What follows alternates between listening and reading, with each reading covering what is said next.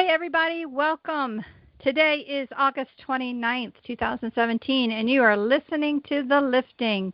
I am, of course, Joanna Michaels, and along with my co-host, Katrina Schaff, calling from the grand state of Arizona, and the one sitting right next to me, Christopher Stephen Jacobs. We are, of course, always happy that you are joining us either live or in the future. So right now, I would like you to know that we've all had very interesting inspiration, I think, guided by our particular guides to bring, I think, a very good show tonight. I hope you read the blog yesterday and are feeling inspired to hear what else we have to say. I hope for those listening the first time that you have visited our website. If not, go to thelifting2017.wixsite.com/thelifting and see all of the different information that is there. And again, read the blogs and listen to the corresponding shows. And if you have any questions whatsoever about anything that you have looked at or read, please send them to us. We have Q&A shows. In fact, we have one this Thursday, August 31st, and we will take the questions. We do need the questions kind of in advance. We've actually pre-channeled the ones already for this Thursday show. So if there's any last-minute questions, or we may have to take any last-minute questions to the next show, I'm not sure. But we wanted to also say that right now there are probably, I think we've answered 13 or so questions, and there really may be time, there hasn't happened lately, but there may be time this Thursday for some live viewer questions. So if you have anything of interest that you want to talk about live and go into the Q&A, I really, really am hoping that we are going to get back to being able to do that. And if there are no viewer questions, I think we're going to get back to asking the Galactics what kind of questions they have for us. So hopefully some live dialogue on that day. So tonight we are talking the long and unwinding road, what's kind of going on now, put our fingers to the wind, and talk about also needed skills and understandings to help us continue to traverse all of these energies. Katrina is going to get started first tonight, but before she does, as always, we are going to have an affirmation and blessing. So Katrina is going to read that, and then she is going to get us started with tonight's show. Take it away, Katrina. Thank you, Joanna. Being an involved person is someone that is diversified in their thoughts, their voice, and their actions.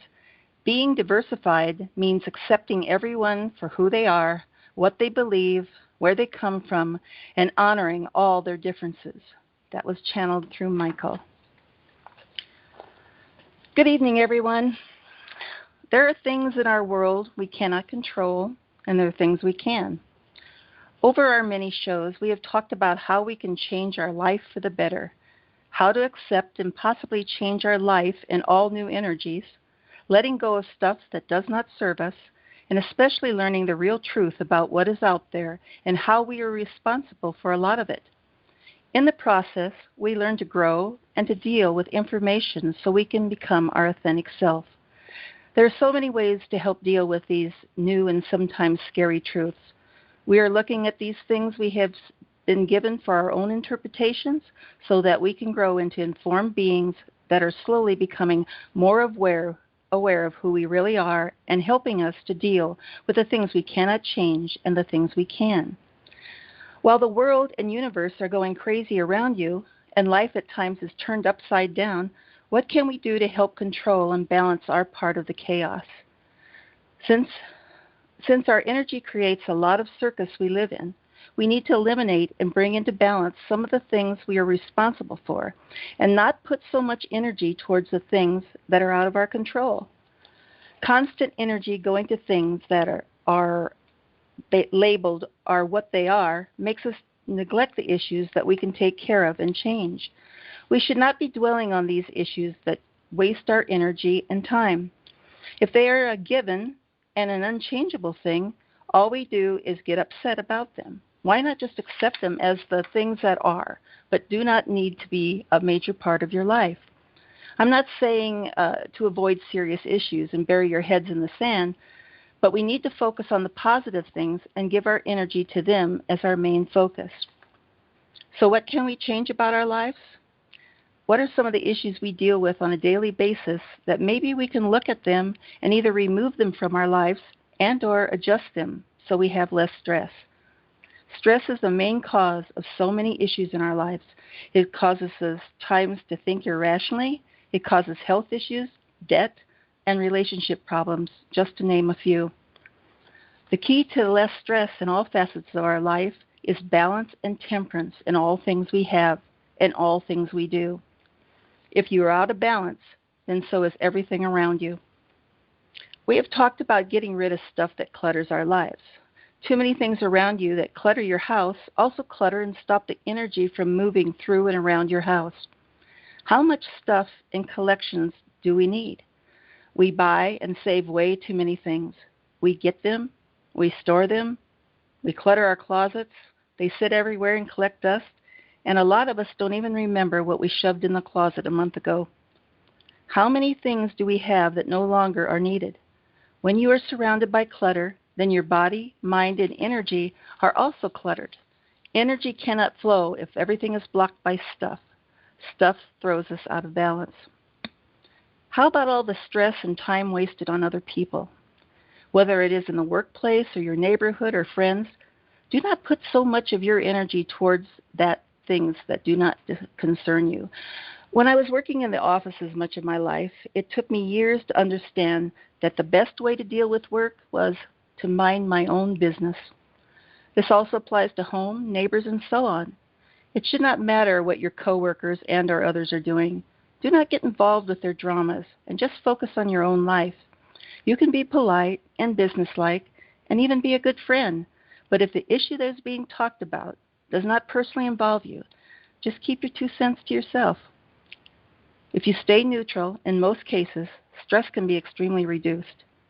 If you get involved in everyone's dramas, you not only throw yourself out of balance, but you now have put yourself in a situation that will cause you stress, and it will bring more drama into your life that you could have avoided by not getting involved in the first place.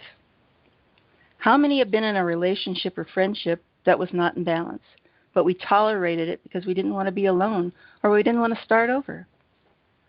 A relationship never can work if one person is controlling everything. It cannot work if it is not an equal situation. Each person needs their own voice, and all issues must be handled equally and in a balanced manner. If one person is doing all the talking and someone is doing all the listening, then only one person is benefiting from that relationship. A relationship should always be made of giving and receiving. Each person should be able to speak and listen and be respected for their ideas and their views. When a relationship is one-sided, there is no relationship. It means one person is giving up their part to help feed the other. It has to consist of a mutual balance between each other. You can believe different things, but you have to be able to respect those differences. If you're in a partnership that is not equal, you need to move on. If you cannot make your needs known and you've tried everything, please move on. You can change some issues. You can compromise on some things. But one thing you cannot do is change a person. That is not fair to that other person, and it is a waste of your time and energy. So you say, listen, I changed my partner. Now everything is great. Well, you may have changed them, but I can assure you they're probably not happy. They're probably hanging on so they're not alone, or they don't have to start over. Spend your time with someone that complements your life and is just as interested in what you have to say and what you want as you are in what they are saying and wanting. An out-of-balance relationship or a friendship is a relationship or friendship that will not work. Trying to keep up with your neighbors and friends can also cause us stress and debt. As an example, if someone has a newer car, a bigger house, and vacations a lot and always has the newest and best things, just let them. To keep up with them when your life does not allow it financially, it causes you debt, and you end up putting time and money out on things you cannot afford. This is being out of balance, and the only person that loses is you. Drive until the car dies. Live in a house that meets your needs. and save up for the vacation that you pay cash for. It will mean a whole lot if you live within your means, and you will avoid the stress and debt it causes. Again, it is all about balance and temperance. We seem to think we need far more than we do. I don't know about you, but I would rather have a peaceful and stressless mind and life than things and issues that in the long run do not really mean too much. There are so many things that are free in life, so why worry and fret over things someone else has and covet things you think you want and need, but do not serve you in any positive way? Most of us deal with food and diet. I know this has been an unbalanced issue that I have struggled with most of my life. I have ridden the roller coaster of dieting, and I have failed more times than I have succeeded. I'm sure I've tried every diet plan or fad diet that has come out telling me this will be the easiest way to lose weight and to keep it off. There is no easy way to lose weight, nor is it ever easy to keep it off. From grapefruit to mayo to South Beach to Nutrisystem or whatever was popular at any given time, I've tried them and I have failed. You start out with complete confidence that you will lose your goal weight, and then you have a weak moment, you start craving a certain food, and before you know it, the diet has been broken until the next time when you try again. For me, diets do not work. Any time you deprive yourself of any of the food groups, your mind and body tells you, a little bite will not hurt, or I'll get back on that diet tomorrow. In most cases, tomorrow's diet never comes. It has taken most of my life to realize that you cannot take away the things you love to eat and drink. You're setting yourself up to fail. So what is the answer? Don't diet. Personally, when I eat everything I want in small quantities, I feel good. I am satisfied with having some of all I like rather than none of a certain thing. I feel balanced and I do not feel deprived. And this goes for exercise too. When you exercise, do something you love. If you love nature, take a walk through it. If you love to swim, then use that as your exercise. You will continue to do something you love, but when you force yourself to do something you don't love to do, you will not keep at it. Do not add an exercise program that you and your body cannot handle. Are there things you should avoid eating or doing? Sure there are, but your body will tell you when it's not good for you. As you discover the things that do not work for you, those are the things to avoid as much as possible. But try not to eliminate anything you love. You have to use temperance. It works for me. As soon as I followed eating and doing everything in moderation, I started to lose weight and was satisfied. Eat what you want in reasonable amounts. I believe it does not matter what the food is as long as your intention is that it will not hurt you. You do need to honor whatever you put in your body and be in gratitude for it. Changing your thoughts will change the nutritional value of what you eat. The definition of temperance is moderation in action, thought, and feeling. We need to do this in everything we do. This includes not only buying things and collecting things, but it also involves our emotions, sleeping, diet, working, sex, entertainment, every facet of our being. I'm not saying you have to give up things, places, or fun, but what I am saying is do not want or overdo so much that you miss the things that truly count in your life. More of anything is not fulfilling. Having too much of anything is not a good thing because you are out of balance with everything else. I find that if I am in gratitude for all things I am given and I stay in balance and use common sense, my life is much richer and I'm a much happier human being. Every day I am working on balance. It is an ongoing process. I'm constantly looking for ways to rid myself of things and issues that make me unwell, stressed, out of debt, and only dealing with issues and people that keep me in balance. When I achieve that, it gives me the ability to create the things I really want and need, and I am another day closer to living a life that is fulfilled on all levels. I know I am much older than a lot of our listeners, so I've been working on balance for a long time. My grandma told me these things years ago, and at the time I thought, yeah, right. I want everything and all the best things in life. I wish I had listened to her, because I would have saved myself a lot of problems, stress, and heartache if I had. I guess we all have to live it in order to learn it. We do not need things. We need balance, and we need each other. We do not need any of the things our ego dictates we need. My friends, all we need is balance and temperance, an open mind, common sense, and to send out love and to receive the equal amount of love back. Thank you for listening, and good evening. Well, that was very good. Let me see here. My section is going to be a little different, but this also applies to the long and unwinding road. So here we go. And for the love of God, people, please do not send hate mail over what I'm about to say. I'll continue here. Okay. This is a subject that is being reiterated by the guides continuously nowadays. The subjects of so-called full disclosure and the new energies forming around us. First off, I would like to explain a bit about what happened to me during the solar eclipse. During the eclipse, everyone around me was having a joyful and wondrous time. However, I was miserable. Came to find out that not only was Helios's energy far greater than I would have ever thought, but the bad guys included their signal interference within the solar energy upgrade. This was an ugly combination for anyone that was sensitive enough to feel it. In the morning, I was fine, but as the day progressed, I was a wreck. My head was buzzing and my ears were ringing. I was told thousands went through this with me and were told to just take it all in. No, you were not supposed to take it all in. In fact, a revocation is now necessary to negate the dark portions of the information upload. So as we said last week with this revocation, with the events of the eclipse, do you hereby accept everything intended for your highest good and revoke any malintent or unknown consent to further oppression? Yes. Yes, I do too. And I hope all of you say yes to this either now or listening to the broadcast on YouTube later. This next portion is directed at the full disclosure crowd and the resistance movement, also known as the Alliance. This is not something that I say or take lightly, so please do not think that I am talking down to all of you in the disclosure movement or the resistance movement. At one time I was just like you, full of adrenaline and malice towards the cabal. At times I still feel as you do.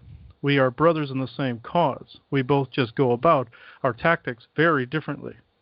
This is what is truly going on behind the scenes. For one, don't you think that it is a bit peculiar that all of these quote-unquote secret documents are being smuggled out of very high security installations by people that have virtually no access? Ask yourself this, if you will. Why, if they want everything kept under lock and key, do they bother to write anything down at all? This is because the spindly beings and the reptiles are allowing it in order to get you so riled up that you want a bloody and violent coup.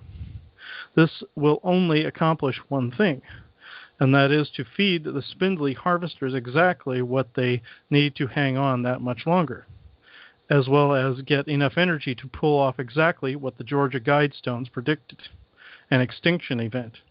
As it stands, they cannot do this because their energy, as well as their influence, is severely dwindling.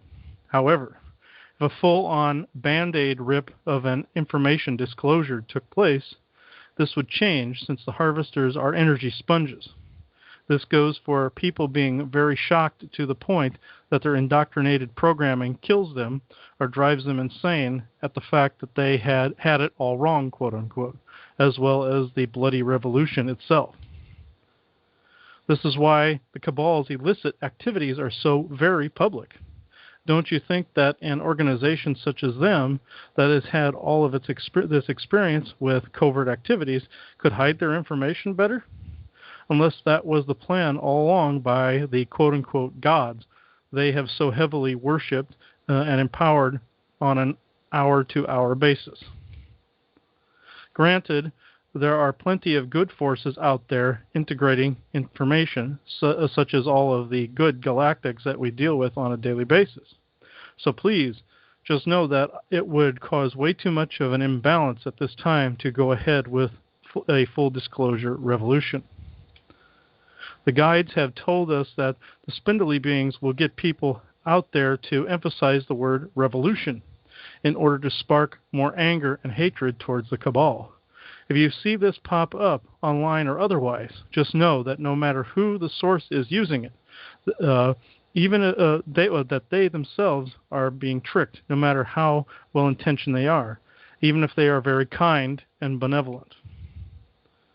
Remember, no mass arrests, no White House lawn UFO landings, and no bloody coup from the public. Just playettes, quote-unquote, from the cabal. Honestly, I just want to take a second to say that in some of these playettes from the cabal, real people get hurt, and we have much compassion for them and their families. One of the most recent would be the recent hurricane, but I won't get into that at the moment. It is just what led to it all was a contrived false flag. As frustrating as it and as seemingly slow as this is at times, we all must have patience, as my mother stated. We all want sometimes to be just done and through that toothpaste tube, as we stated in the blog. For now, we have to understand that there is so much misinformation out there, and we will keep getting more and more educated with the real information as time goes on. Eventually, all of the programming issues will be gone, and the harvesters will be choked out for good, their true name erased from history forevermore. On a very positive note, I want to talk about and give a big shout out to the younger generation. I have had the pleasure to speak to several individuals that have come in with such great gifts and abilities. If you could see what I have seen, then you would know that the source definitely has a plan and is bringing in those who fit the bill. Many of these new generation have silver within their core. Some of these children have a natural cellular immunity to the oppression. Some of these people may have attachments I need to clear, but once removed, they will have no more. And I can say, and speak for Joanna as well, that we are indeed jealous, but also excited and amazed. So for as much hardcore Debbie Downer that we may seem at times, let me tell you that the future is bright. I've seen them. The guides have really worked with Joanna on a particular all-important skill we all must learn, and that is about the heart space. So, Joanna, do you want to take it from here? Yes, thanks, Chris. Tonight I want to speak a bit more on the heart space. Recently I had a conversation with a friend who was struggling, and she encouraged me to write what I'm about to say down, but it was also enhanced via, I think, the guides and some direct channeling information. So I thought I would do so and share this with everyone tonight. So from everything we have heard and feel, the heart space, or that energy center surrounding where your heart is located, is an extremely powerful energy center. Co-creative abilities utilizing this energy center have a more powerful resonance. And when we define the word resonance, the most known definitions are, number one, the quality in a sound of being deep, full, and reverberating, or in a physics sense, the reinforcement or prolongation of sound by reflection from a surface. So again, the resonance coming from this energy center is more bounding than other energy centers, and specifically, we say more powerful than the current co-creative abilities that come from the energy center from around our mind. In fact, we have been told that the heart space is 50 times more powerful than the human mind's ability. And I say human mind and heart as in contrast to other beings. I think most listeners to us know that different races have different makes of skin suits and different abilities. It is one reason we all look so different and have different needs for nourishment and environment and other things. But I think I want to really make clear one aspect that I believe is not yet really accepted and understood, and that is that we, the human race, are mutts, and not just mutts, but special mutts. This is what you need to really take in and really understand. Yes, the human genome was tinkered with. Yes, it was. Our skin suits have been tinkered with all kinds of other races' genomes. So what? We do this with all forms of plants and designer pets. So it's hard to call the kettle black when we are a little black pot.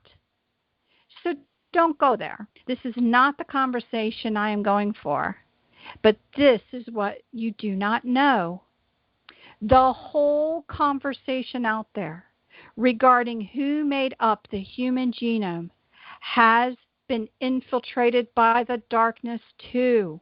We've said it before. Everything you know about has been infiltrated to tell a version of a story that the darkness wants you to believe. So you must deny the known and look for other truths. The circulating stories have truth and mistruth in them, just like, as I said, everything else. So let me tell you our understanding of a truth you may not know, and that is that parts of genome of many benevolent races were combined together to make up this current human genome. And it wasn't parts that they were ashamed of. These races are proud of their contributions and gave some of the best parts of their own genome. And you know why? Because they wanted to participate in making a race that brought the best qualities of all of them out. So surprise, yes, the Anunnaki may have been the scientist, but many races gave them genome materials to be a part of it. So we, the human skin suits, are actually related to many races, and they care.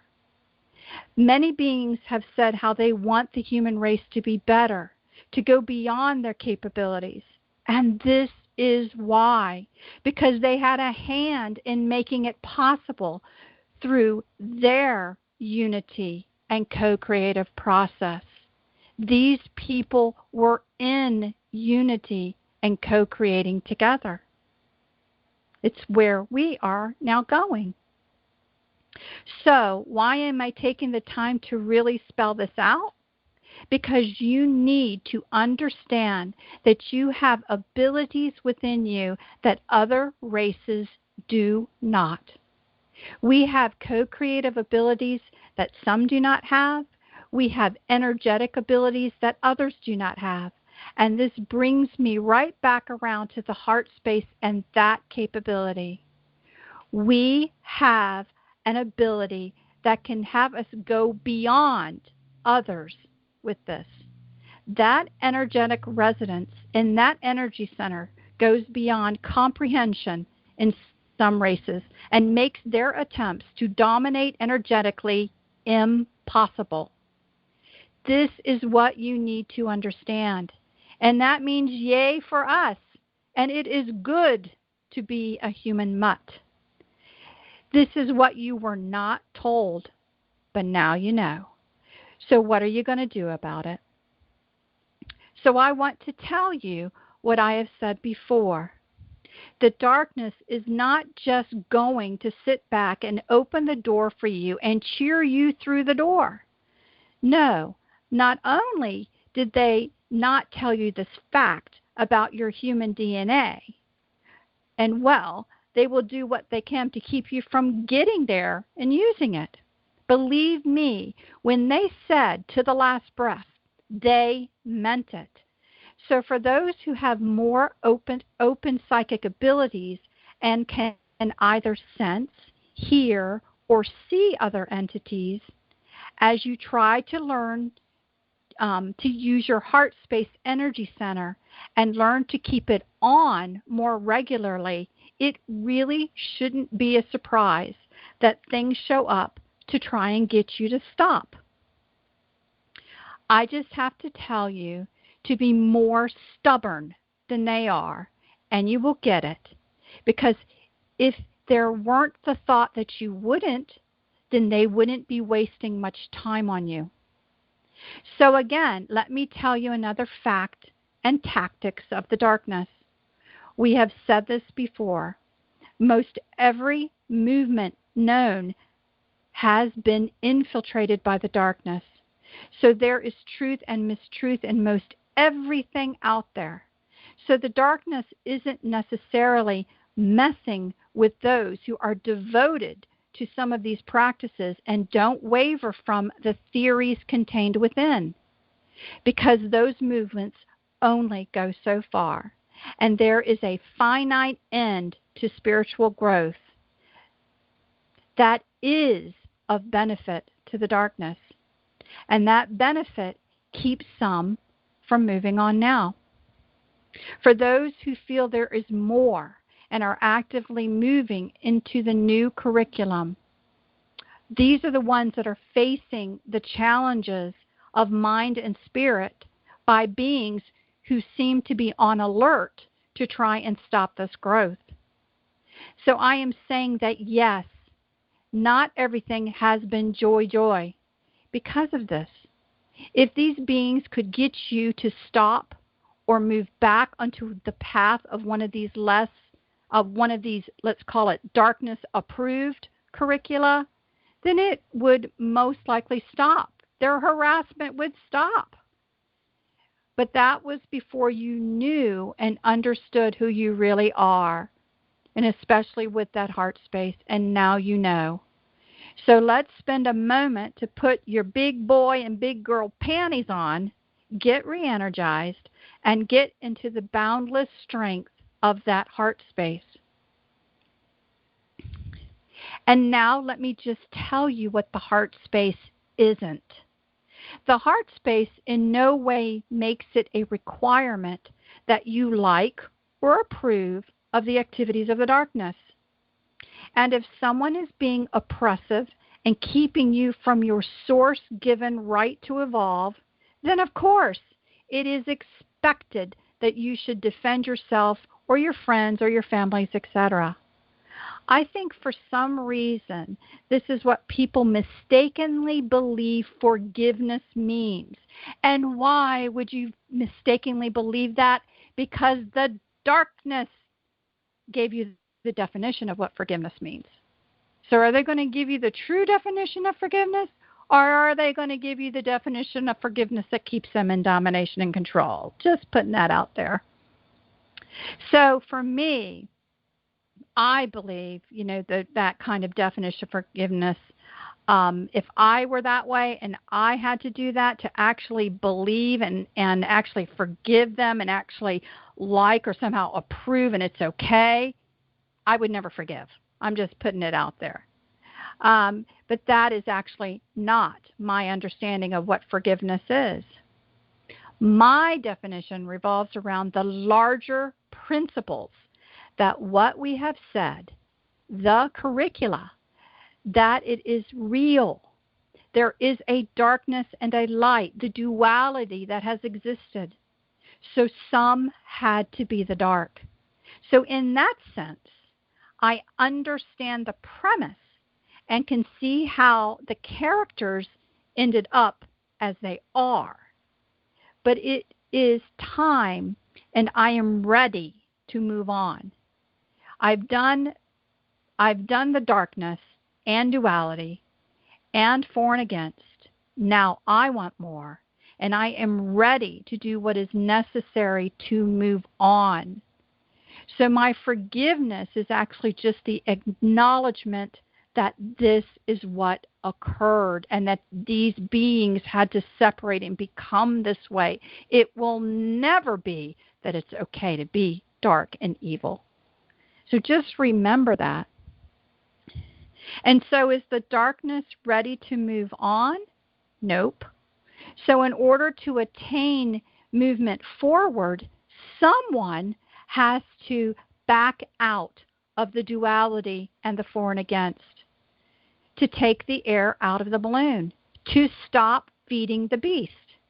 And I want to move on enough and thus am willing to do this because the darkness will not stop it. So it is only those of us who want to move forward that will stop all of the madness. So when you master getting into your heart space, they cannot touch you. They do not have the ability to affect that type of energy. That is a fact. The goal is that you go there and then learn to stay there. Then you can move about in the ocean of all beings without the need to do anything to another unless defense is required. Give me one second. Excuse me. Months ago, I thought I was just being a wimp when beings were coming in to bother Chris and I. I retreated to my heart space and thought of Source and all that I loved, and I would just stay there while Chris would battle. I would work on crafts that I was passionate about or just live in the now and appreciate nature or the people who are right in front of me. I would be more genuine and authentic and live in the moment of happiness I could create. I would ignore those other beings, or I would make myself laugh, usually by speaking in pig Latin to the bothering entities. And I have to tell you, since I am so retarded and can't hardly figure out how to say a sentence in pig Latin, that by the time I was done, usually with my favorite sentence of, "You are a fucktard," in pig Latin that is, I was laughing so hard at myself that I would raise the frequency, and they hated it. Now, I certainly had my hard moments too and fell off my horse a time or two, but I kept doing it. And secretly, in all honesty, I really thought that I was moving backwards and not forwards in this learning curriculum by doing that. What we actually found out was that I learned the benefits of heart space first by doing it. And when I thought I was just being protected by guides while Chris took a pounding, they have said no, that I actually went to the place that they could not affect. They, the guides, were not protecting me.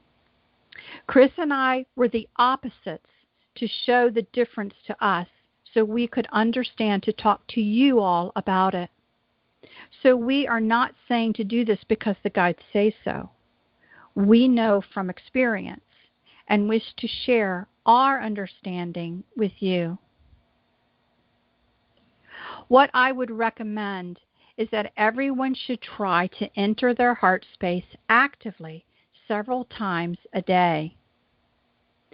Think of things that bring you joy and love and feel your chest swell.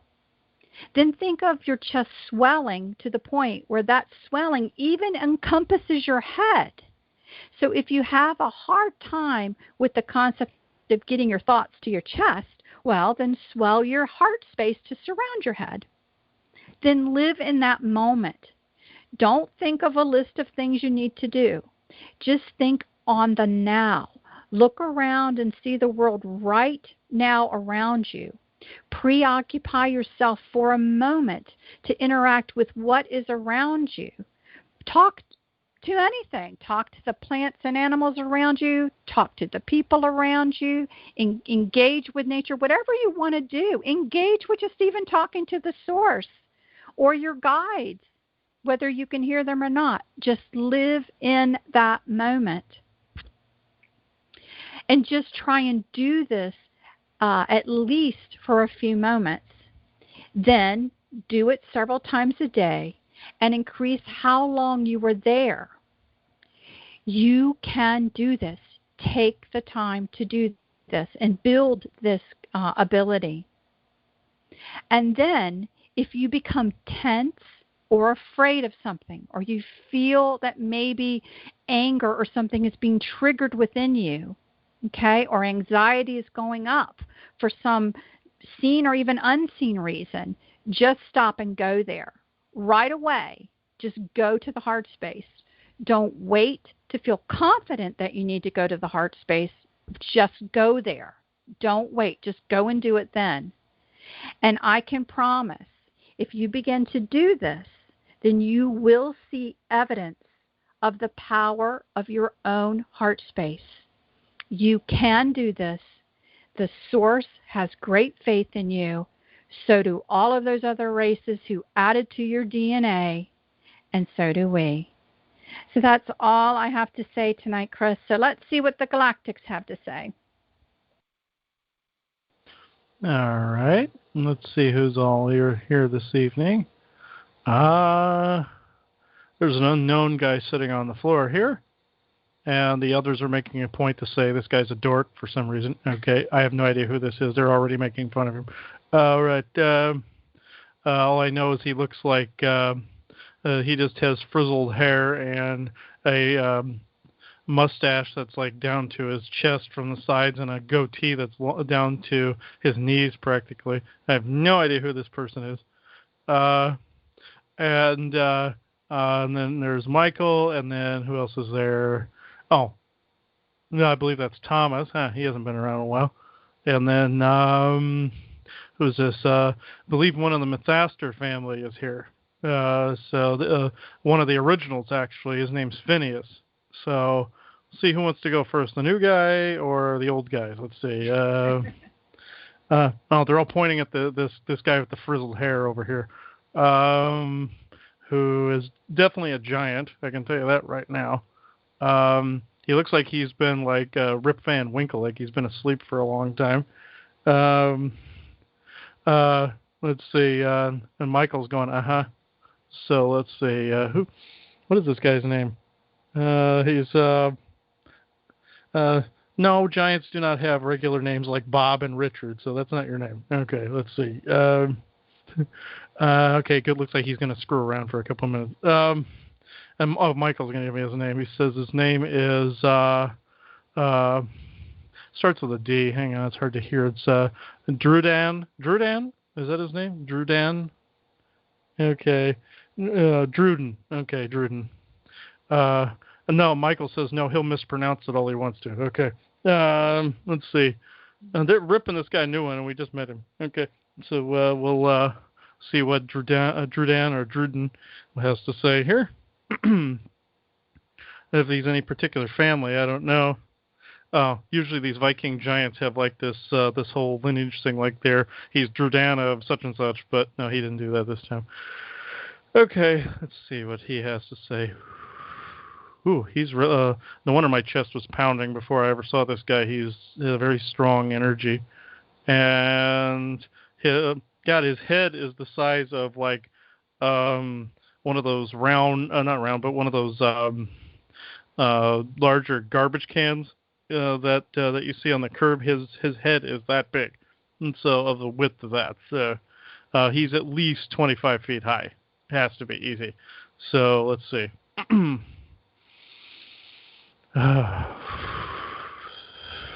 Okay. Ooh. Okay, you are strong. Okay. Greetings, everyone. My name is Druden, and I am what you would call a sleeping giant. However, I am not sleeping any longer. I have awoken this week, in fact, in the areas you call the Cahokia burial mounds. I have been asleep there for 10,000 years, you would say. Just after the Great War, you would call the Orion Wars, or the last vestiges of the Temporal War of Attrition. However, I have been on this earth for much longer. I will tell you of things gone by and things in the past that most of my people on your planet have yet to ever deal with. In this particular moment in time, I will state that during the ugliness that was the Temple War of Attrition, many of us were left behind to waller in the muck and the mud that we actually made by engaging in the for and against policies that our commanders had set up for us, then left us behind in the mud. I do not hold malice towards my commanders. They did what they did out of fear for themselves and their own lives, yes, but I would have done the same given the chance. However, this is not why I am speaking this evening. In that interim where I was asleep, even though I was asleep, I was still able to consciously look over the world, or at least my small portion of it, to watch the ages pass by, to watch people come and visit me like I was in a coffin, and leave flowers and gifts for myself. Eventually, my enemies found out where I was, and I had to set up protection in the form of beings you would call raptors or reptilians. In this particular instance, I had to do this as a mode of self-preservation. This is what I am getting at currently.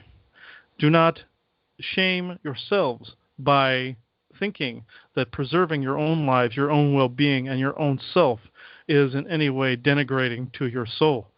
Not even the slightest. In this particular instance, I must reiterate that there are good forms of service to self that serve others. Service to self and service to others are two halves of the same coin. You see, in my isolation, I served myself by bettering myself and entering the heart space that you all have begun to covet most generously. In this instance, that is a service to self move because you are loving yourself enough to show that you can protect yourself as well. In this instance, I must state that even us giants have done this with gusto, you would say. I am currently 20 meters under your ground in a home that I built myself under the Cahokia Mountains. In this particular place, my home and my castle were in that place. My castle is long since gone, but I have made a home here nonetheless. Home is a state of mind, an energy, an essence, a way of being. You don't necessarily have to have a castle to have a castle in your heart space. In this instance, that castle in your heart space could be the very protection that you need to survive anything. If we, these giants of old, can survive the temporal war of attrition, you can survive that much longer by going into your heart space and dealing with the problems around you that may seem monumentous to the look and the touch and the feel. But in comparison to the days of yore, you would say, no, this is actually, there is no comparison here. In the days of old, there was many wars, many skirmishes, many battles with those you called the spindly beings, those who I will not give a name further or face further to. This is necessarily a shaming, but it is a way of erasing one from history. And for the sake of history and for the sake of your earth and the sake of our homeland, which is your homeland, I must reiterate that for the sake of all of our genomes, our energy, our mind, peace of mind, and our heart space, you must not wage war with these beings. We are the ones that actually created some of this mess to begin with, and we are the ones that will clean it up. But this does not mean that you do not control your own space, meaning your heart space, your mind space, your home space, and even your neighborhood space, if the winds so allow you to do so. Your neighborhood space is quite important because that space is where you live. It is the temples of everyone that live on your block. Keeping this particular space as sacred as you would your own heart space is quite important. You see, the little home space that I currently habitate is a temple to myself, not just my body and my heart and my mind, but a place to live that is clean and free of clutter and free of hazardous energies and pitfalls. This is not just what I came to say this evening. You heard us joking around previously before I began to speak. This is something that also is quite important because joking around the way we have not only puts us on an even footing with yourselves, but allows us to open that heart space much wider. That is the art of laughter, in which some humans have forgotten thisly. My people forgot this as well. Some of us fell into the depths of madness and live in mountain fortresses in the Andes and some such places all across your globe. This saddens us greatly, so we must spread this laughter to our long-lost, heathenistic, as you would say, brothers, and bring them back into the fold. Some are descendants of those that were left behind, and also must be tended to in a similar fashion. This also saddens us, but I digress. So, in this instance, spread laughter into every corner of your temple space. If you are living a life that does not serve you in the slightest, change that life and change what is around you. Then the people that are around you will be better for it. Your neighborhood temple, as it were, will evolve accordingly. This is what I have come to say this evening. I am Drdan, or Druden, as some would say as well, and I bid you a peaceful adieu. Oh, wow. Yeah, he's fairly big energy. When I come in contact with giants, even their immense size, they have an immense core to them, and they have an immense presence. And yeah, Michael's going, yeah, he's immense, all right. Okay, yeah, he's making fun of him again. Okay, and who else wants to speak here? Yeah, again, Thomas goes, yeah, Blabbermouth went on for a long time. Okay, so I guess, Thomas, you just got elected. So, okay, now they're pointing and laughing at him. Okay, so it looks like Thomas is going to come in. Oh, this should be good. Oh, okay.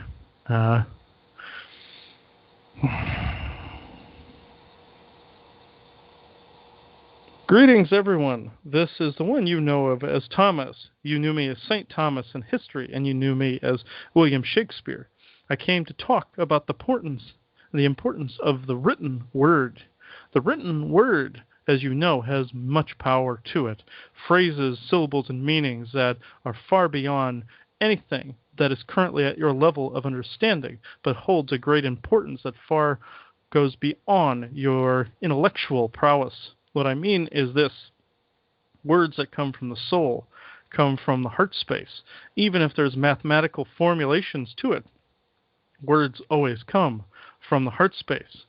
But if they are negative and degenerated, they come from the recesses of the mind you would call the reptilian brain. Though this is not a complete real space as you know it in your mind and in your brain space, there is a recess of your brain that the reptilians take credit for creating. So, I will say this: whenever there is vileness in the ether, whenever there is an unfulfilled, as you would say, part of yourself, the recesses of these words not spoken go into the recesses of that portion of the brain and slither around in the background and create ill ethers and unfulfilled, as you would call them, poltergeist energies. Even though there are only a few people that can project this ill energy out as a true poltergeist energy, everyone has this ability to sully the ether by not fulfilling a portion of themselves and not being authentic to themselves. If you are in a position where you must walk away from a job or walk away from a person or walk away from a group of people, do this to be your authentic selves. We are not saying this at every single situation, mind you, but in situations where you are not being fulfilled and your soul is still crying out, by all means leave that job or situation. In the instance where a warrior energy is pent up to the point of ill words and ill energies being sent through the vocal cords automatically connect to that reptilian persona in the back of the brain. In this particular portion, however, this can be easily negated by honoring whatever it is that caused the pent-upness, as you would say, to begin with. In this particular instance, say you have a warrior tendency, such as my friend Drdan over here. If you have this warrior tendency, and you are of House M especially, this particular warrior tendency causes ill situations to be conceived of unintentionally by that of the M house male, usually. In this particular instance, the warrior side must be honored. It can be honored through creativity. It can be honored through even, as you would say, a gym to where you work out, or a place where you can run it off, a place where you can play it off, either through computer or through physical activities. It is all in the back of that recess of the mind and gets stored back there, pents up, and explodes. This was a plan on the reptilian creators of that portion of the brain so that it would cause instances of ill will and instances of what you would call louche energy to be produced. So, in this instance, the way to stop it is by countermanding it either with love energy towards that portion of the brain. Then, by doing so, it activates the heart chakra. Then in doing so, that particular individual or set of individuals will honor their heart space by honoring that warrior in a way that no combativeness will be necessary, unless combativeness is the way to vent it in a productive manner, such as in a gym, as you would say, boxing arena in a fashion, or say with a punching bag, or even in a simulation such as a video game. In this instance, this is always necessary. All parts of you must be honored, or none of them are honored. This can be done with the written word by venting these particular instances as well, such as I did with my passionate plays, speeches, and other various writings of which humans are still very unaware of. I have a library and archive, a plethora of writings that included a venting of such ill, but that ill within the writings was always canceled out by the heart space, because it was the heart space that created these writings to begin with. Whether or not they had a positive ending or not is irrelevant. In this instance, the fun that was had in the writing is the essence of the heart space itself. So, in this instance, the energy still carries, even if the for and against is promoted. This does not matter as much as the fun that is had while in the creation of said writing or said creation, or the fun that is had while venting the warrior tendencies of the M house. It does not matter as much as long as the heart space was used. In this instance, my name is Thomas, also known as William Shakespeare, and I bid you all a fond farewell for this evening. Thank you. Oh.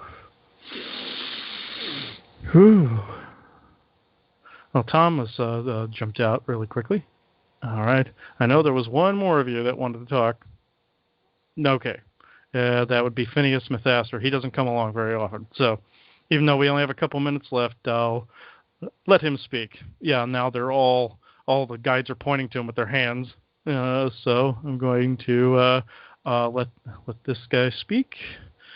This guy rarely comes out of wherever he comes out of from. I have no idea where he goes when he's done. So, and they all are laughing and saying, neither does he. So that would be Michael that said that. Okay.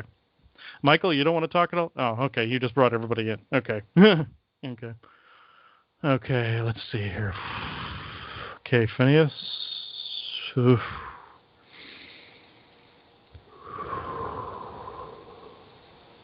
You call it the long and unwinding road. This is a very apt analogy, all of you.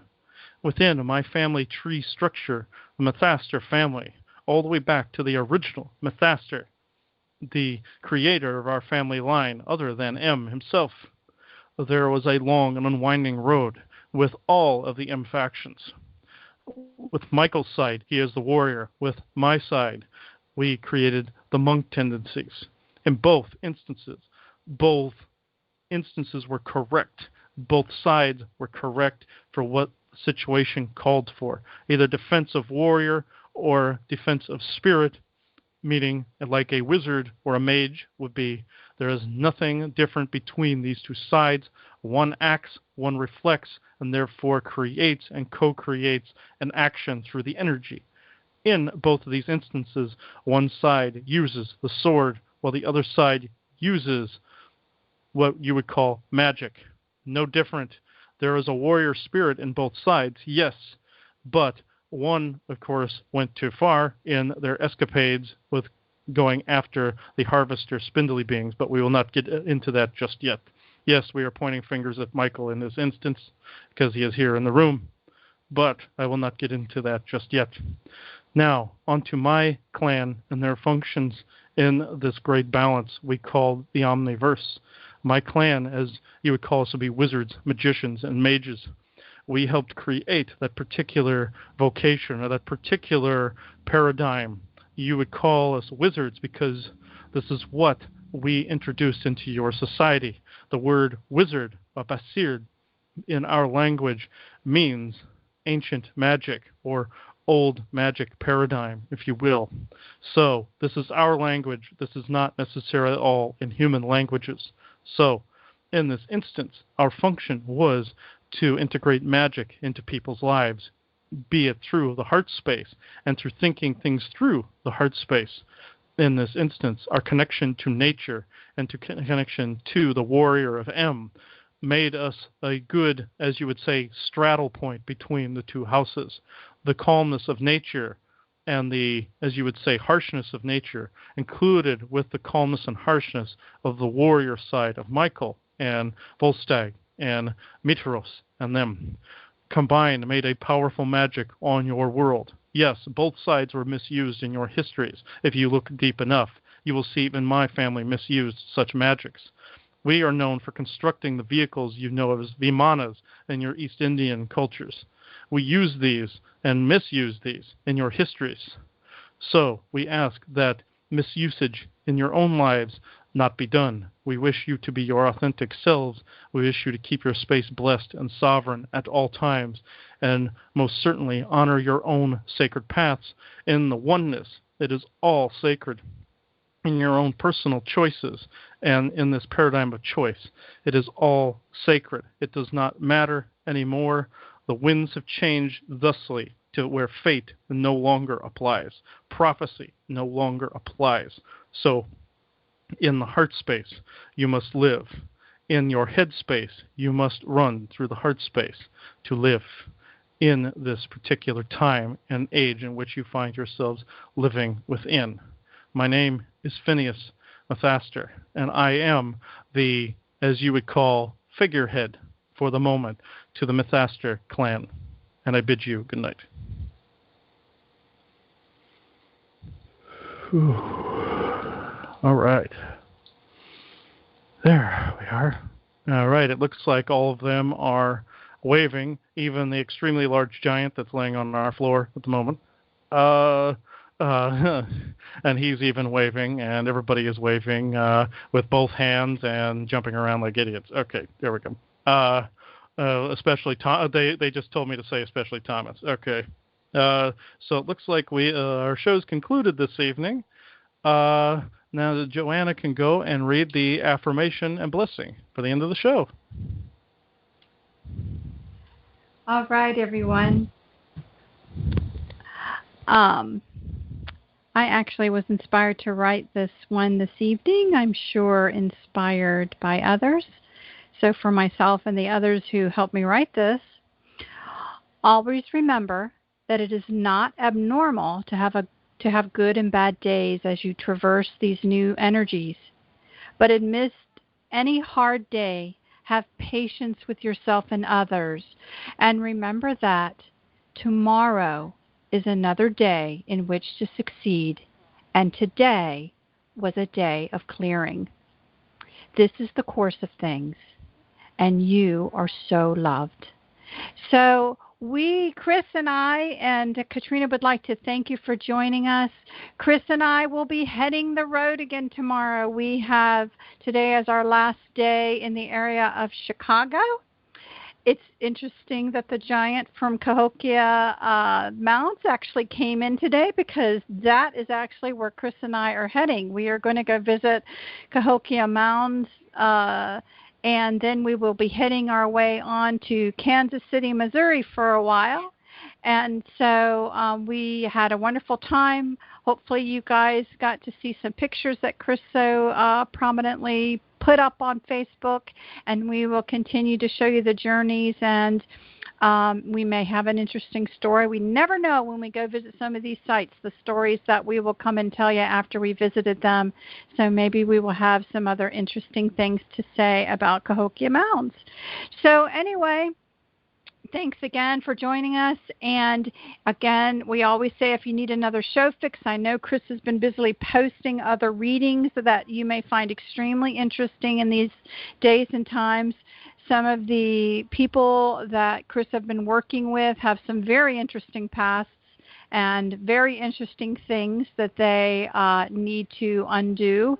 And so I think you may find some of that interesting. And again, he posted some really interesting stuff here just today. He will get this show up just as quickly as possible. As soon as we're done here, he's going to start working on it, and he's been doing pretty darn good about that. We've already answered the questions for Thursday's show, so if you send in more, they're probably going to have to wait. But this Thursday, August 31st, we'll have another Q&A. We tried to limit it this time because we wanted to have time for live questions.